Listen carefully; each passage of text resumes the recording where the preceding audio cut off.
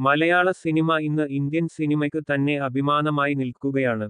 ഓരോ വർഷം കഴിയുന്തോറും പ്രമേയത്തിലും മേക്കിങ്ങിലുമൊന്നും യാതൊരു വിട്ടുവീഴ്ചയ്ക്കും തയ്യാറാകാതെ മോളിവുഡ് മുന്നേറുകയാണ്.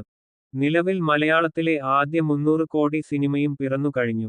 ഡൊമനിക് അരുൺ സംവിധാനം ചെയ്ത ലോക ചാപ്റ്റർ 1 ചന്ദ്രയിലൂടെയാണ് ഈ ചരിത്രനേട്ടം മലയാള സിനിമ സ്വന്തമാക്കിയത്.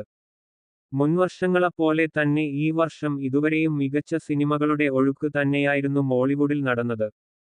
തദവസരത്തിൽ 2025-ൽ റിലീസ് ചെയ്ത് ഏറ്റവും കൂടുതൽ കളക്ഷൻ നേടിയ സിനിമകളുടെ ലിസ്റ്റ് പുറത്തുവരികയാണ്. 10 സിനിമകളുടെ ലിസ്റ്റാണ് സൗത്ത് ഇന്ത്യൻ ബോക്സ് ഓഫീസ് പുറത്തുവിട്ടിരിക്കുന്നത്. എല്ലാവർക്കും അറിയാവുന്നത് പോലെ ലിസ്റ്റിൽ ഒന്നാമത് കല്യാണി പ്രിയദർശന്റെ ലോക ആണ്. 301 കോടിയാണ് സിനിമയുടെ ആഗോള കളക്ഷൻ. പട്ടികയിൽ ഏറ്റവും അവസാനത്തെ ചിത്രം മമ്മൂട്ടിയുടെ ബസൂക്കയാണ്. 25.2 കോടിയാണ് ബസൂക്ക നേടിയിരിക്കുന്നത്. മമ്മൂട്ടി പടത്തെ കടത്തിവെട്ടി അർജുൻ അശോകന്റെ സുമതി വളവ് മുന്നിലെത്തിയിട്ടുണ്ട്. 28.3 കോടിയാണ് സുമതി വളവിന്റെ കളക്ഷൻ.